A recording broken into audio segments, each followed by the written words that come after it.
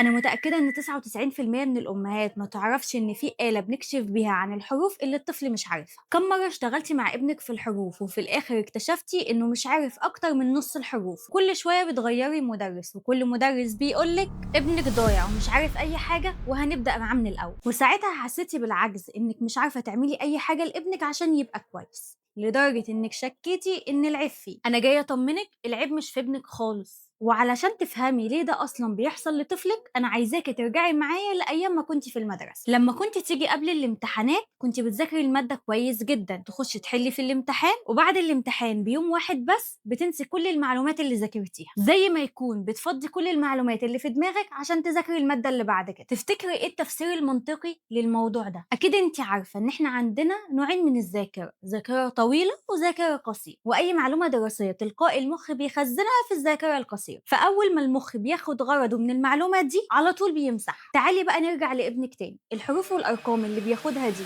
عبارة عن إيه؟ بالظبط معلومات دراسية، يعني المخ بيخزنها في الذاكرة القصيرة، يعني بتطير بسرعة. وعلشان المخ يعرف إن المعلومات دي مهمة ويخزنها في الذاكرة الطويلة لازم المعلومات دي تتكرر عليه كتير ويشوفها ويسمعها بكذا شكل، ولو نسي معلومة أعرف بسرعة وأفكره بيها. وقتها بس المخ بيعرف إن المعلومات دي مهمة وبيخزنها في المخ وما بيمسحهاش خالص، وكده ابنك يبقى مش هينسى الحروف تاني. طب تعملي إيه بقى عشان ننقل الحروف للذاكرة الطويلة ويفضل فاكرها على طول؟ لازم يكون في نظام احنا ماشيين عليه بيخلي الطفل يشوف الحرف أكتر من مرة وبأشكال مختلفة، وأهم حاجة في النظام ده إنك تكوني قادرة تحددي الحروف اللي المخ نسيها وتفكري بيها بسرعة عشان تقولي للمخ إن الحرف اللي انت نسيته ده مهم. افتكروا تاني بقى. ودلوقتي جه دوري عشان اقولك ازاي تعرفي الحروف اللي مخ ابنك نسيها. هنستخدم الآلة اللي هتكتشف لنا المشاكل دي. طب الآلة دي عبارة عن ايه وازاي تستخدميها؟ الآلة دي عبارة عن 3 أسئلة أساسية تستخدميهم قبل ما تدي الطفل الحرف الجديد، املا بالترتيب، املا بدون ترتيب، وقراءة عشوائية للحروف. وعشان تستخدميهم صح لازم تعملي 3 حاجات. أول حاجة هتجيبي ورقة وتكتبي فيها كل الحروف اللي ابنك خدها عشان لما تيجي تمليه ما تنسيش حرف، وهتمليه كل الحروف اللي خدها بالترتيب، وبعد كده هتمليه الحروف تاني بس من غير ترتيب، وتشوفي الحروف اللي مش هيعرفها واعملي عليها علامة. بعد كده هتكتبي كل الحروف دي بس من غير ترتيب وهتخليه يقرأ حرف حرف، وأي حرف مش هيعرفه اعملي عليه علامة. وكده احنا اكتشفنا الحروف اللي هو ناسيها والمفروض نعالجها. طب ايه الحروف دي وهعالجها ازاي؟ كل الحروف اللي انت عملتي عليها علامة دي فيها مشكلة، وعشان تعالجيها هيكون قدامك حالتين، كل حالة هنتعامل معاها بشكل مختلف. الحالة الأولى إنك تلاقي الحروف اللي ابنك مش عارفها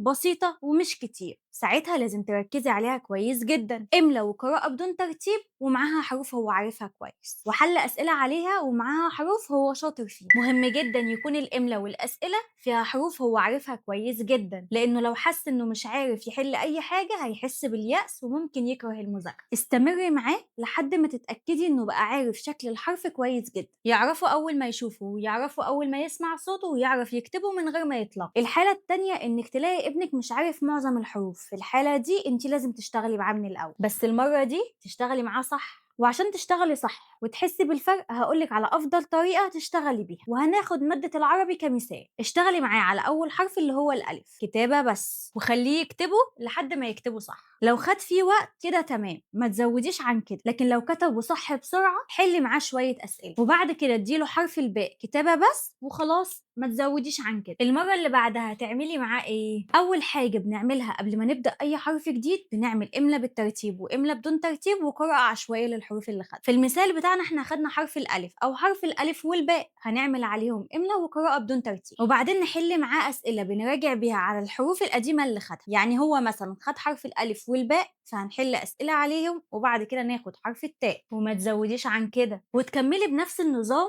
مع كل الحروف. كل مرة تبدأي بإملا بالترتيب وإملا بدون ترتيب وقراءة عشوائية للحروف، وتحلي معاه أسئلة على الحروف القديمة اللي خدها، وبعد كده تديله الحرف الجديد كتابة بس. وأهم حاجة بقى كل ما تدي 4 أو 5 حروف وقفي، اعملي مراجعة على كل الحروف اللي خدها، يكتبهم ويقرأهم ويحل عليهم أسئلة ويعرف إن المرة الجاية عليه امتحان فيه، والمرة اللي بعدها تعملي عليها امتحان. لو شاطر خليه يستنى جايزة حلوة، واستمري على نفس النظام لحد ما تخلصي باقي الحروف. أنا عارفة إنك ممكن تكوني دلوقتي حاسة إن الموضوع صعب ومش عارفة تعمليه إزاي، بس أنا هاسهّلها عليكِ وأقول لِك الحل. النظام اللي أنا قُلته لِك ده النظام اللي أنا باشتغل بيه في تأسيس الأطفال لمرحلة KG1 واللي اكتسبتها بعد 7 سنين خبرة في تأسيس الأطفال، والحمد لله ما فيش طفل اشتغلت معاه بالطريقة دي وخرج من تحت إيدي مش عارف الحروف. الطريقة دي أنا عملتها بالضبط في مجموعة كتب التأسيس لمرحلة KG1. الكتب هتمشّيكِ على النظام اللي أنا شرحته ليكِ بالضبط. كل اللي عليكِ إنِّك تشتغلي مع ابنِك بنفس الترتيب مش أكتر من كده، وأنا كمان باكون معاكِ في أي سؤال أو أي مشكلة بتواجه طفلِك، وباقدّم لِك أي مساعدة أنتِ محتاجاها. ابعتي لنا رسالة دلوقتي واسألينا عن كتب المستوى الأول لمرحلة KG1. خلّي التأسيس على أساس مش تخمين. سلام واستنوني في فيديو جديد.